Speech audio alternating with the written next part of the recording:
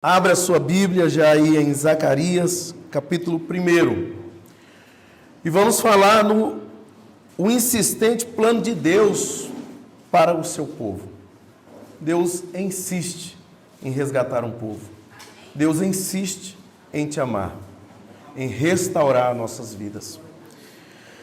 Abra a sua Bíblia em Zacarias, capítulo 1. Nós vamos ler do versículo 1 até o versículo 6. Fique de pé, você que encontrou. Com toda a reverência, com todo o respeito e cuidado que a palavra do Senhor é digna de receber. Diz assim, na minha versão: em novembro do 2º ano do reinado de Dário, o Senhor deu esta mensagem ao profeta Zacarias, filho de Berequias, neto de Ido. Eu, o Senhor, fiquei extremamente irado com seus antepassados. Portanto, diga ao povo: assim diz o Senhor dos Exércitos, voltem-se para mim, e eu me voltarei para vocês, diz o Senhor dos Exércitos. Não sejam como seus antepassados, que não quiseram ouvir nem deram atenção quando os antigos profetas lhe disseram: assim diz o Senhor dos Exércitos, deixem seus caminhos maus e abandonem suas práticas perversas. Onde estão agora seus antepassados? Morreram há muito tempo, assim como os profetas. Mas tudo que eu disse e ordenei por meio dos meus servos, os profetas, aconteceu a seus antepassados. Por isso eles se arrependeram e disseram: recebemos do Senhor dos Exércitos o que merecíamos, ele fez o que havia prometido. Vamos orar? Pai, no nome de Jesus, nós nos colocamos mais uma vez diante do Senhor. E temos, ó Deus, o desejo de conhecer um pouco mais de Ti, o desejo de aprender um pouco mais da história que o Senhor está construindo, da história que o Senhor está redimindo através do Teu Filho.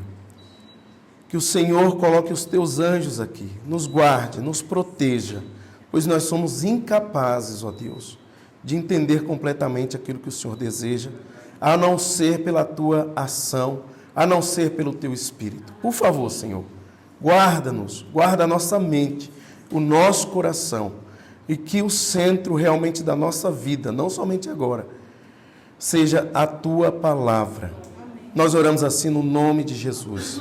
Amém. Esta é a mensagem mais importante para nossas vidas. Imagine, você faz parte de um povo, de uma nação, em que Deus insiste em resgatar, insiste em amar, insiste em buscar, em demonstrar a sua presença, em demonstrar a sua glória através desse povo. E esse povo, por diversas vezes e situações e eventos históricos, tem experimentado a presença de Deus no seu meio. Mas por diversos motivos, pelo esfriar desse povo, ou por querer exigir mais de Deus, vai se afastando ao longo do tempo da presença de Deus. Vai dando as costas para o Senhor. Vai começando a surgir dúvidas, medo, e vão se afastando. E Deus, com a sua rica misericórdia e como forma de amor também, leva esse povo para o cativeiro. Esse cativeiro dura 70 anos, cerca de 70 anos em um cativeiro, como forma de disciplina, e para que esse povo volte aos olhos para o Senhor, Ele fez isso. Você pode até pensar, mas hoje não acontece mais isso. A igreja de Deus, pelo habitar do Espírito em cada um de nós não cometemos o mesmo erro. Não se engane.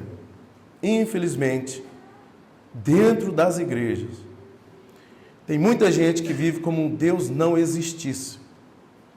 É só um evento. Vir ao culto é só um evento. Vir ao culto é só uma programação. Como se vai ao teatro. É bom ir ao teatro. Mas nada substitui ao vir ao culto. Nada substitui ao ajuntamento do povo de Deus. É onde ele demonstra a sua glória, é com o povo junto. É onde ele demonstra o que quer fazer com cada um de nós. Ele pode fazer no particular, e ele faz no particular. Mas aqui, no ajuntamento, é que aprendemos a amar uns aos outros.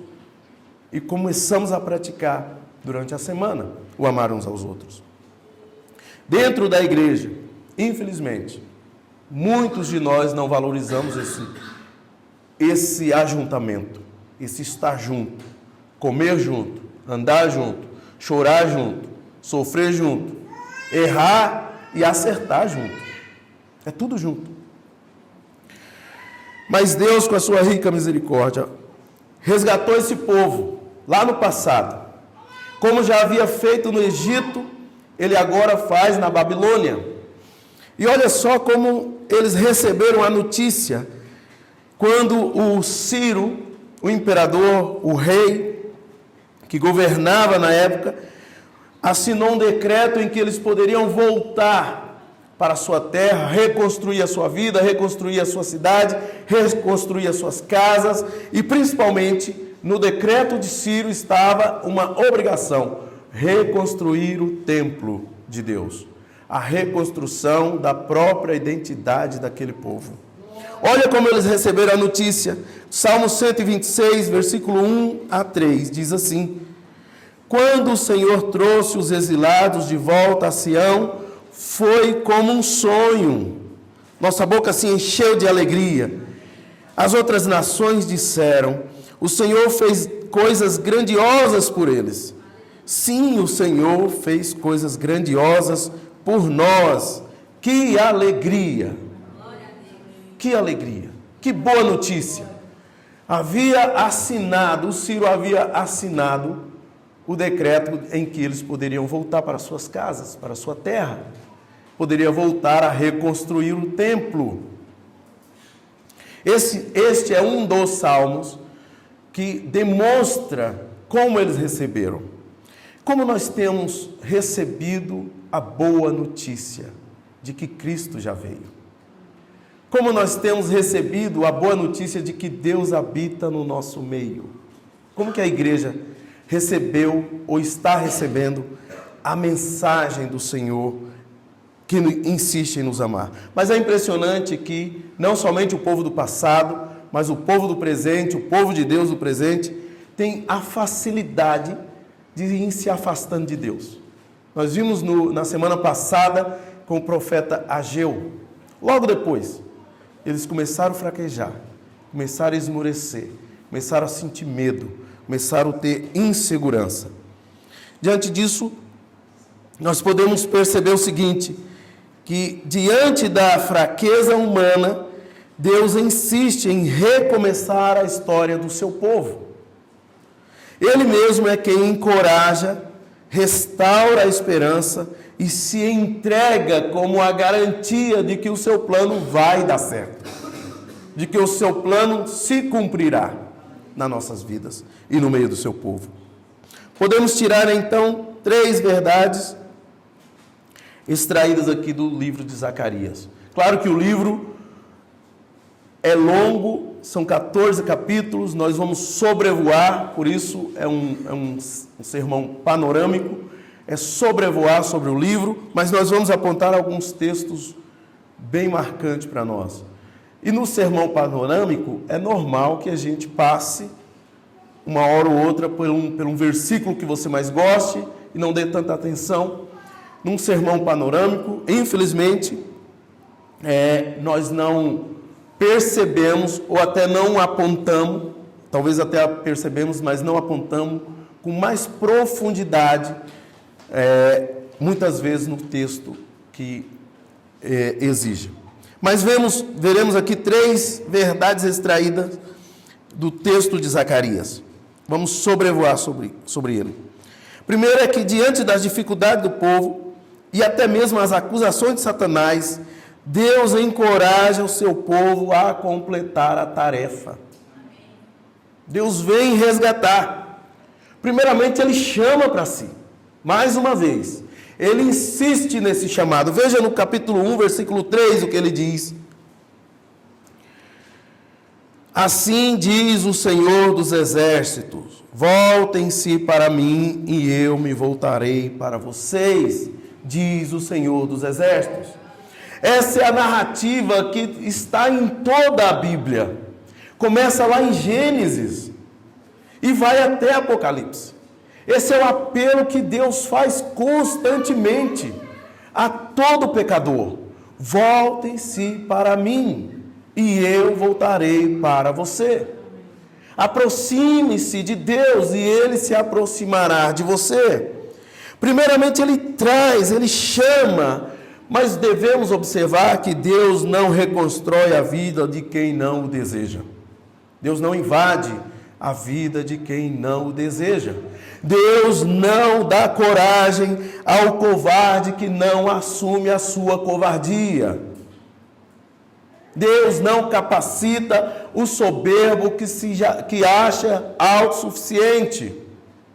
Mas Deus certamente tem prazer em restaurar a nossa vida, nos encorajar, trazer para si de volta, trazer a coragem, trazer o ânimo, trazer a alegria quando nós nos colocamos diante dele com submissão. Quando nós nos colocamos diante dele com humilhação e arrependimento. Deus tem prazer em se revelar a nós. Deus insiste em nos amar. Deus insiste em nos buscar. Deus insiste em nos fazer nova criatura. Você pode perguntar, mas como podemos voltar para Deus? Como podemos voltar para Deus? Quando o homem peca, lá em Gênesis, Deus se apresenta diante do homem. Adão, onde é que você está, que não está na minha presença? Vem para perto de mim. Talvez você pense que simplesmente um sistema religioso pode fazer você voltar para Deus. A partir do ato de Adão, nós, os seres humanos, começamos a inventar coisas e tentar voltar para Deus com as nossas próprias forças. E tentar fazer justiça com as nossas próprias forças. E tentar agradar a Deus com os nossos próprios atos religiosos. Inventamos um sistema religioso. E Deus diz no capítulo 7 de Zacarias, versículo 3, parte B, o seguinte: assim diz o Senhor, capítulo 7, versículo 3, na parte B.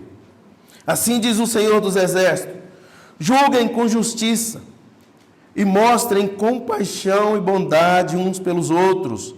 Não oprimam as viúvas, nem os órfãos, nem os estrangeiros, nem os pobres. E não tramem o mal contra os outros. Lembra lá, por exemplo, no livro de Amós, o que estava acontecendo?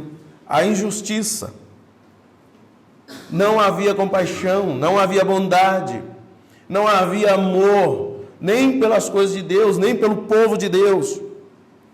Isso nos dá uma direção de que não é simplesmente um sistema religioso.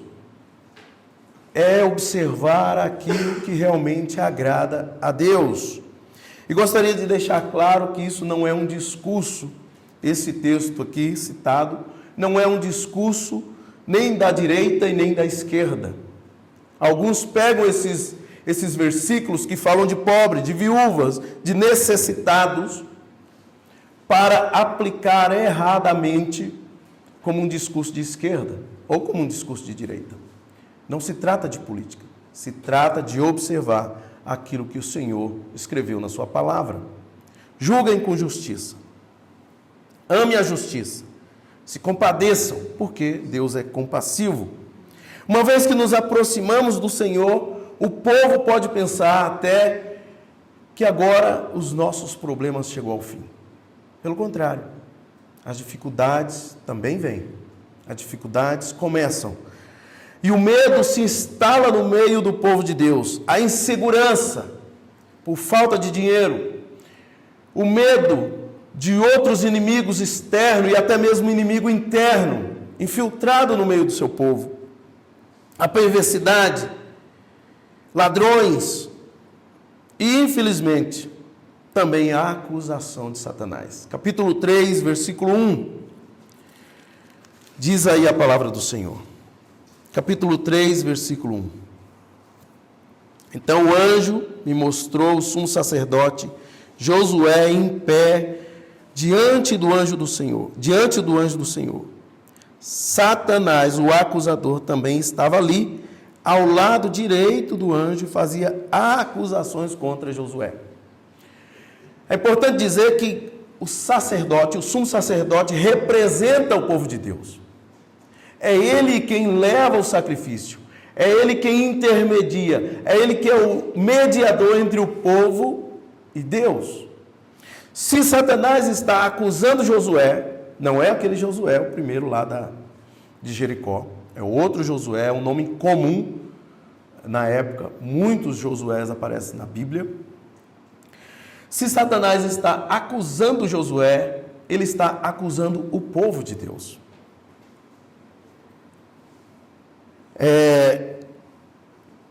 E a Bíblia afirma o seguinte, mas a Bíblia afirma, deixa bem clara, que para cada dificuldade do povo de Deus, Deus vem com uma provisão, Deus vem com uma promessa, Deus vem com ânimo, com um encorajamento no meio do seu povo. Por repetidas vezes o próprio Senhor diz: não tenha medo, eu estou contigo, não tenha medo. E nesse caso específico, logo em seguida, o Senhor deixa claro que rejeita as acusações de Satanás. Para as acusações de Satanás, no versículo seguinte, Deus diz: eu rejeito as suas acusações. O povo de Deus é justificado e é rejeitado as acusações de Satanás mediante a fé em Jesus Cristo. É Ele quem nos justifica diante de Deus. O Senhor tem poder para rejeitar, porque Ele é o soberano, Ele é o Senhor, é Ele que está restaurando o povo de Deus, é Ele que está levando o povo de volta para casa, é Ele que está levando o povo de Deus de volta para a sua cidade, é Ele que está levando a reconstrução da nação. E nada pode impedir a ação de Deus. Diz no versículo 2, no versículo 8 do capítulo 3. Ouça, ó sumo sacerdote Josué, e todos os outros sacerdotes, vocês são um símbolo de coisas futuras. Em breve trarei meu servo, o renovo. Agora olhem para a pedra que coloquei diante de Josué, uma única pedra com 7 faces, quer dizer, a perfeição, uma pedra perfeita. Gravarei nela uma inscrição, diz o Senhor dos Exércitos, e um só dia removerei os pecados desta terra.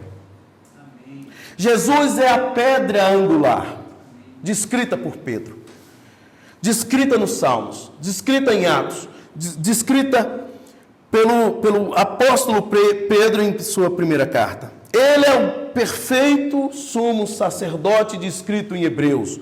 Ele é o nosso mediador diante de Deus, como descrito lá em Timóteo. Ele é o nosso Senhor. E de uma vez por toda, nós só seremos restaurados, nós só seremos encorajados mediante a fé em Jesus Cristo. Não há outro nome a quem podemos ser salvos. Esta verdade deve nos encorajar a continuar a jornada.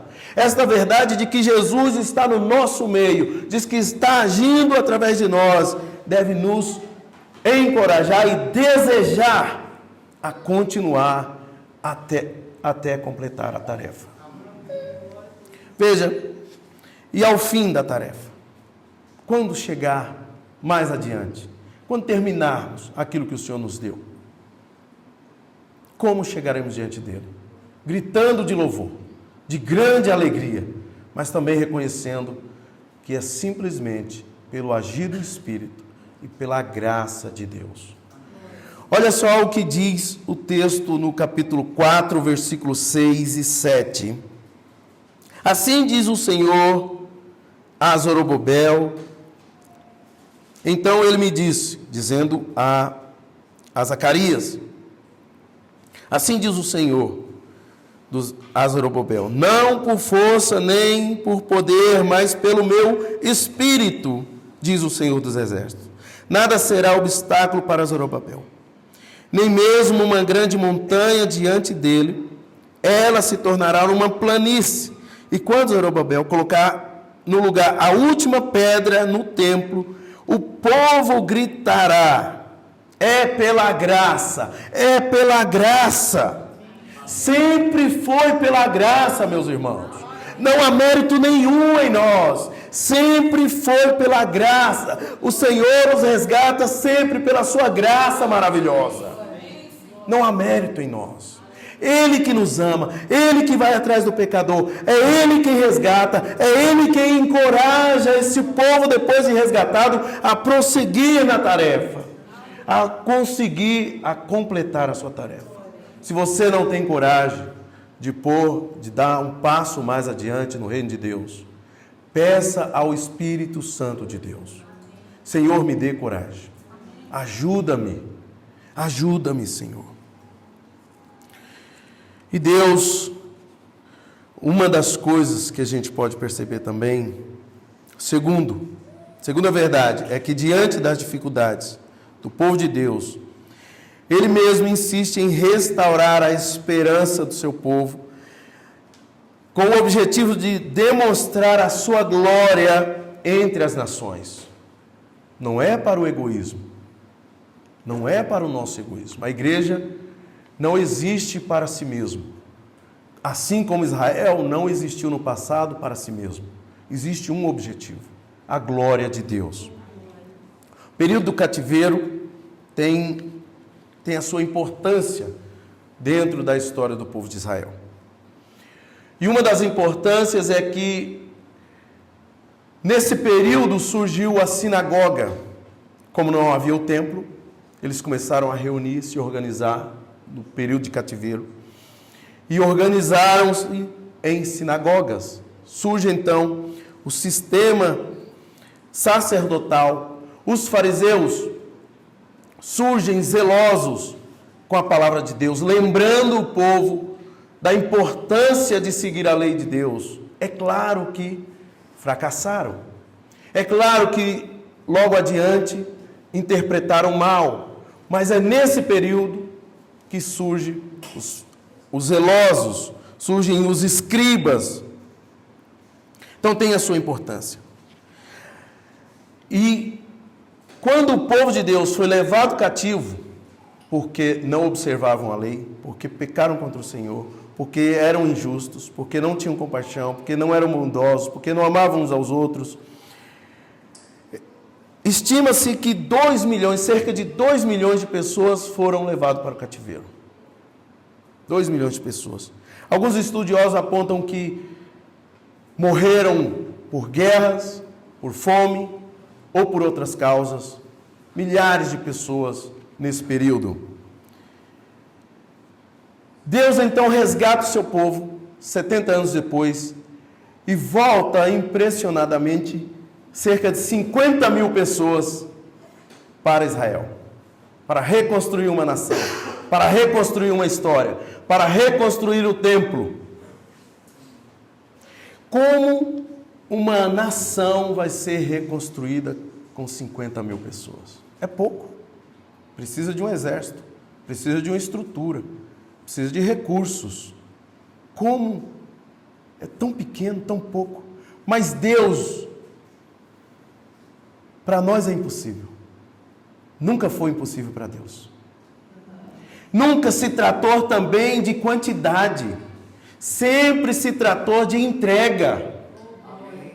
Nunca se tratou de quantidade. Jesus, ao se referir à sua igreja, diz: aonde 2 ou mais estiver reunido em meu nome, fazendo aquilo que eu ordenei, eu estarei com eles. Nunca se tratou. Deus é maravilhoso e Deus, Ele é mestre em contrariar as nossas expectativas, principalmente as expectativas que não condiz com a palavra, principalmente a expectativa que não condiz com a verdade, principalmente a expectativa humana que não condiz com a vontade de Deus e o seu plano maravilhoso de nos resgatar. Ele é maravilhoso em fazer isso. E olha o que ele diz no capítulo 4, versículo 10. Não desprezem os começos humildes, pois o Senhor se alegra ao ver a obra começar. É a entrega que está em jogo. É o passo adiante. É lançar a mão no arado. Você já foi encorajado pelo Espírito. Lance a mão no arado. Assuma o seu papel no reino. Entregue-se ao Senhor. Infelizmente, meus irmãos, existe um erro quando lemos a Bíblia. Normalmente, achamos que a Bíblia trata da história de um povo. O povo de Israel. E contém a história de Israel ali. Mas a Bíblia, ela é a história de Deus. Ela é a história de Deus resgatando um povo para si. Trazendo esse povo. E olha só o que diz o capítulo 2, versículo 4. Um dia Jerusalém ficará tão cheia de pessoas e animais que não haverá muros na cidade, pois não caberão todos dentro dela. Mas só não tinha 50 mil pessoas? Como Deus vai fazer isso? No capítulo 8, versículo 6, ele diz, quer ir lá? Vamos lá. Capítulo 8, versículo 6. O Senhor diz assim: assim diz o Senhor dos Exércitos, no momento isso lhes parece impossível, ó remanescente do povo. Mas acaso é impossível para mim? Nada é impossível para o nosso Deus. Nada é impossível para o soberano. Nada é impossível. Não há pecador maior do que não possa ser resgatado por Jesus Cristo. Não há. Não há fundo maior do que Deus não possa alcançar e te tirar de lá. Tão profundo que a mão do Senhor não possa ir lá e te resgatar. Ele é o Senhor. Ele é o poderoso. Deus está restaurando a esperança do seu povo. Deus está fazendo nesse tempo de Zacarias, está fazendo hoje na nossa vida. A cada dia, Ele se aproxima de nós, querendo, desejando restaurar, encorajar, restaurar a tua esperança. E qual é a maneira que o Senhor faz? Como é que o Senhor faz isso? Cumprindo as suas promessas. Veja, no livro de Zacarias, lá no capítulo 9, ele vai dizer o seguinte: ele vai prometer um rei poderoso, um rei soberano, um reino que não terá fim, mas um rei também humilde, que chega montado em um jumentinho, filho de uma jumenta, cria de uma jumenta. Capítulo 9, versículo 9 e 10. Ele promete que esse reino chegará até os confins da terra. Ele já cumpriu essa promessa. Ele já enviou Jesus Cristo. Ele cumpre a promessa de que naquele dia, no capítulo 9, versículo 16, ele vai dizer: naquele dia, o Senhor, seu Deus, salvará seu povo, como o pastor salva as suas ovelhas. O povo andava sem rumo, como ovelha sem pastor. Naquele dia, que dia foi? O dia da crucificação de Jesus Cristo. o dia que Cristo foi crucificado. Ele resgatou, ele salvou o seu povo, como um pastor, oferecendo a própria vida pelas suas ovelhas.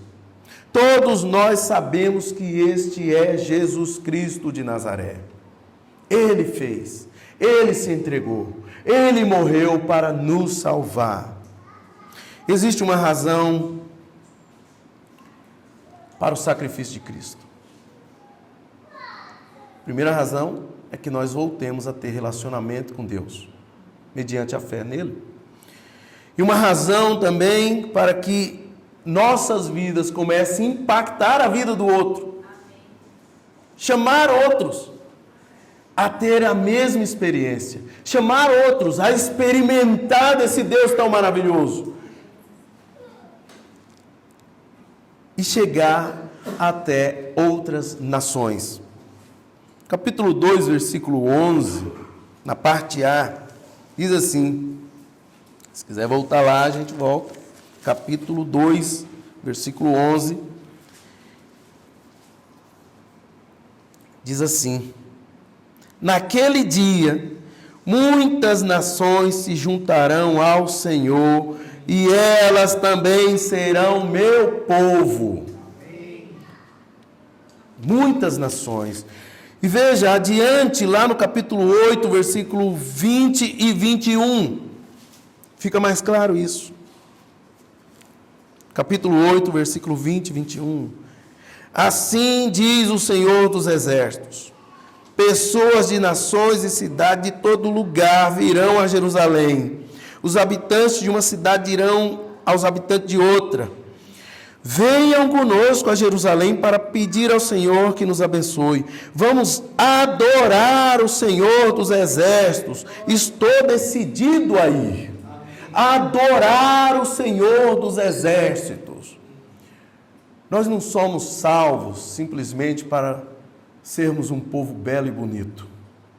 Nós somos salvos para adorar o Senhor dos Exércitos e chamar outros a adorar o Senhor dos Exércitos. E principalmente, olha aí, como é que ele faz isso? Lá no capítulo 14, versículo 9, capítulo 14, versículo 9, diz assim: e o Senhor será rei sobre toda a terra. Naquele dia haverá um só Senhor, e somente o seu nome será adorado. Oh Deus, faz isso em nós. Faz isso em nós, Senhor. Provoca em nós o desejo de que outras pessoas também adorem o Senhor. Naquele dia. O Senhor, então, Ele tem as suas maneiras de nos encorajar, mesmo em meio às dificuldades, mesmo em meio às acusações de Satanás. E a maneira é a palavra, e a maneira é o Espírito de Deus agindo em nós, e a maneira que devemos responder a isso é em oração, em humilhação, em arrependimento. E o Senhor, então, Ele renova a nossa esperança, renova a esperança do seu povo e cumpre as suas promessas para que Ele cumpra o seu plano para todas as nações através das nossas vidas. Terceira verdade que podemos ver é que o plano do Senhor existe uma garantia. Existe uma garantia. Plano insistente de Deus em resgatar o seu povo tem como garantia a sua própria presença. A presença do Senhor é quem nos garante isso. A palavra do Senhor é quem nos garante isso. Não por nós. Ele já disse aqui. Não por nós, mas pelo agir do Espírito, pela sua graça. Uma coisa que me intriga é saber, assim, às vezes eu fico questionando, perguntando: Senhor, como o Senhor pode me amar? Como o salmista, lá no Salmo 8. Como é que pode o Senhor insistir tanto comigo? Mesmo depois de resgatado, mesmo depois de restaurado, eu vivo pisando na bola com o Senhor. E o Senhor insiste em me trazer de volta. O Senhor insiste em me trazer para perto. Uma das respostas que normalmente vem é porque eu sou criado por Ele. Nós somos criados por Ele. Ele é o nosso Criador. E Ele nos criou com a sua imagem e semelhança. Uma outra resposta é que Ele nos ama, é claro. Nós acabamos de cantar, incomparável, ousado amor de Deus. Que ousado, Ele nos ama tremendamente. E por fim, é que Deus, por ter nos criado, por nos amar tanto, Ele sabe exatamente a nossa condição quando nós nos afastamos dEle. Ele sabe o que acontece com a gente. E a gente também sabe o que acontece quando o ser humano se afasta do Senhor. Nós vivemos vagando como ovelhas sem pastor. Isso quer dizer que nós não sabemos sequer quem nós somos, longe da presença do Senhor.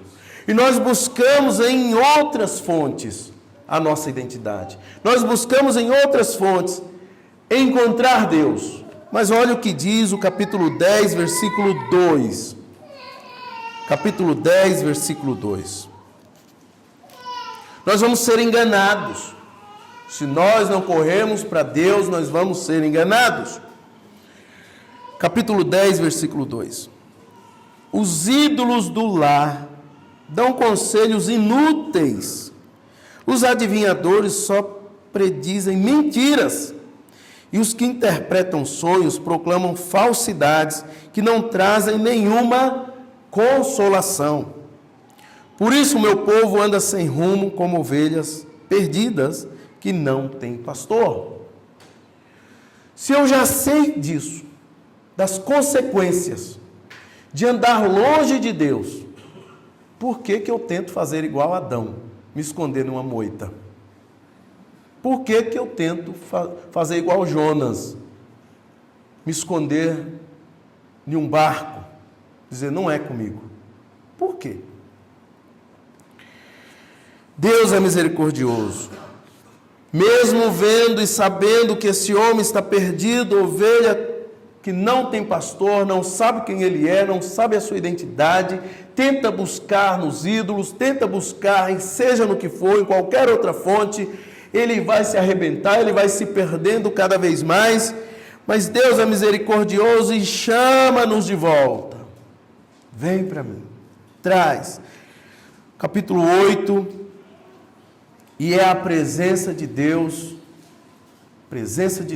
que é o grande diferencial na vida do cristão. Nós não somos diferentes do não crente. O que torna-nos diferente é a presença do Espírito Santo de Deus. Capítulo 8, versículo 23. Capítulo 8, versículo 23. Assim diz o Senhor dos Exércitos. Naquele dia, 10 homens de nações e línguas diferentes agarrarão a barra dos vestes de um judeu e dirão: deixe que os acompanhemos, pois ouvimos dizer que Deus está com vocês.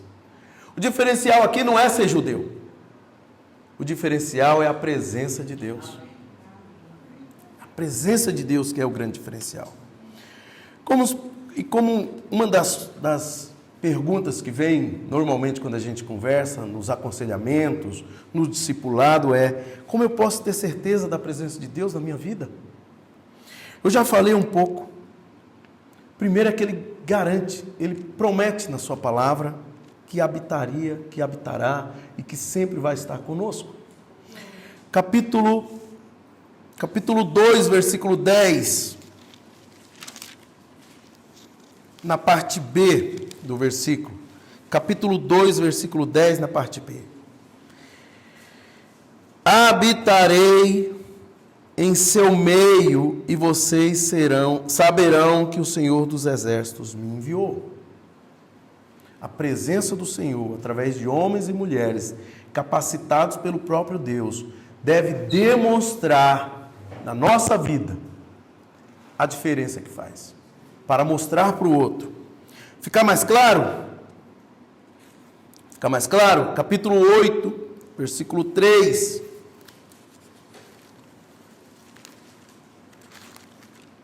capítulo 8, versículo 3. Assim diz o Senhor: voltarei para o monte Sião e habitarei em Jerusalém. Jerusalém será chamada a cidade fiel. A presença do Senhor, a promessa de que Ele habitará no nosso meio. Ele garante, Ele promete e Ele cumpre aquilo que Ele fala. Quer outra coisa?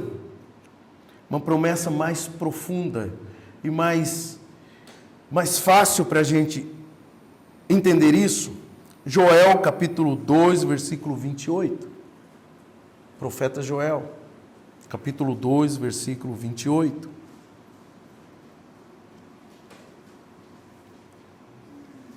Ele promete derramar o Espírito sobre todas as pessoas. Promete derramar o Espírito sobre todo aquele que se arrepende. Promete derramar o Espírito sobre todo aquele que volta-se para Ele. Promete derramar o Espírito sobre qualquer pessoa que se dobre diante dEle. Isso é cumprido em Atos capítulo 2. Deus derrama o seu Espírito sobre todo aquele que crê em Jesus Cristo. A presença do Senhor é a garantia de que o plano dele já deu certo. Nós somos habitados, o Espírito habita em nós. Isso comprova que o plano do Senhor já deu certo. Pode dar certo na vida daquele que ainda não tem. E dá certo, desde que volte-se para o Senhor. Desde que atenda ao pedido do Senhor. Novo Testamento deixa isso muito mais claro. Lá em Efésios capítulo 1, versículo 14. Efésios capítulo 1, versículo 14 diz assim: o Espírito é a garantia de nossa herança até o dia em que Deus nos resgatará como sua propriedade para louvor de sua glória. O Espírito é a garantia da presença do Senhor no nosso meio. Ele garante isso. Uma coisa é nós sabermos intelectualmente que temos isso. Uma outra coisa é como reagimos. Nós já temos o Espírito, nós já somos resgatados, nós já fazemos parte do povo de Deus. E agora, como eu reajo a isso? Será se nós estamos valorizando aquilo que realmente o Senhor valoriza? Será se nós estamos prestando atenção naquilo que realmente o Senhor manda a gente prestar atenção? Em alguns momentos o povo de Deus prestou atenção, em outros nem tanto. A igreja também. Em alguns momentos da história, presta atenção no que a palavra de Deus diz e segue fielmente. Em outros, nem tanto. Mas Deus é misericordioso. Nós não valorizamos tanto. Infelizmente, nós valorizamos outras coisas, mas não estamos valorizando tanto a presença de Deus no nosso meio. E olha só como foi avaliado o nosso Senhor. Quando Judas decidiu trair Jesus, ele procurou os líderes fariseus e combinaram um preço. Esse preço já havia sido predito aqui no livro de Zacarias. Capítulo 11, versículo 12, parte B, fala a respeito de um trabalhador, um pregador. Capítulo 11, versículo 12, está falando sobre um profeta que está trabalhando. E aí diz: se vocês quiserem me pagar, me paguem. Se não, também eu não trabalho para vocês, eu trabalho para o Senhor. E eles me pagaram 30 moedas de prata. E aí quando Judas decide trair Jesus, lá em Mateus capítulo 26, por exemplo, versículo 15, você vai encontrar a mesma quantia das moedas, 30 moedas de prata. Esse foi o valor que Judas trocou pela presença de Jesus. Ele preferiu as moedas de prata. Qual é o valor que nós estamos vendendo Jesus? Nós estamos trocando Jesus pelo quê? Por 30 moedas? Ou mais? Ou menos? Qual é o valor que você tem dado a Jesus?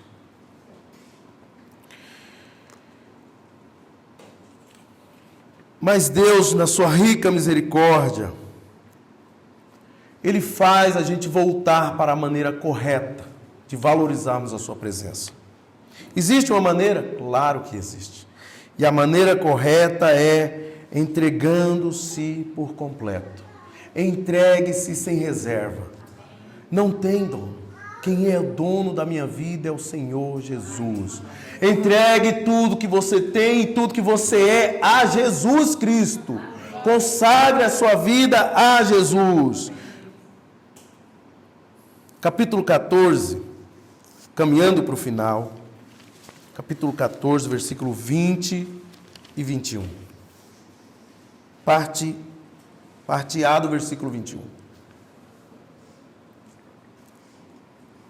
Naquele dia, até mesmo os sinos dos cavalos terão gravado estas palavras: Santo para o Senhor. As panelas do templo do Senhor serão tão sagradas quanto as bacias usadas junto ao altar. Na verdade, 21, todas as panelas em Jerusalém e em Judá serão santas ao Senhor dos Exércitos. O que esse texto está dizendo? Quando Nabucodonosor leva o povo cativo, ele saqueia o templo, leva todos os utensílios do templo e coloca no seu palácio, coloca nos santuários dos seus ídolos, e saqueia também o povo para ficar rico. E agora, quando Ciro autoriza eles voltar, Ciro antes de Dário, autoriza eles voltarem, eles voltam também. Ciro devolve os utensílios do templo. Fala, reconstrua o templo e leve os utensílios, levem as panelas, levem as bacias, tudo aquilo que Nabucodonosor trouxe, eu estou devolvendo. Reconstrua o templo e usem como santo ao Senhor. O que esse texto, principalmente o versículo 21, está dizendo é: todas as coisas, não somente aquilo que está no templo, mas todas as coisas, inclusive na sua casa, os utensílios domésticos da sua casa, consagre ao Senhor. Porque a visão era: aquilo que está no templo é sagrado, aquilo que está lá fora não é sagrado. Se Deus é o Senhor da sua vida, se Jesus é o Senhor da sua vida, tudo é santo para Ele, ou seja, tudo é separado para Ele. A palavra santo é separado. Não existe esse negócio de aqui no templo eu consagro a minha vida, lá fora nem tanto. Não existe que esse carro eu consagro para ir à igreja e depois eu uso para outras coisas. É tudo do Senhor, é tudo dele. Consagre a sua vida ao Senhor. É isso que está dizendo. Inclusive os utensílios domésticos, inclusive a sua vida no lar, inclusive aquilo que você fala dentro da sua casa, inclusive como você trata sua esposa, seu esposo, inclusive como você trata o seu filho, sua filha, inclusive o que você vê na TV, inclusive a saída no passeio no domingo à tarde. Tudo consagre ao Senhor por completo. Deus é bom. E Ele chama-nos mais uma vez: volte-se para o Senhor, e eu voltarei para vocês, diz o Senhor dos Exércitos. Fazendo isso, meus irmãos, nós seremos encorajados, nós seremos restaurados a esperança, mesmo em meio a dificuldades, a esperança estará lá. E nós teremos a certeza, a garantia da habitação do Espírito no nosso meio. Volte-se para o Senhor ainda hoje. Volte-se para o Senhor. E Ele voltará para nós. Quero concluir, meus irmãos. Como que a gente conclui?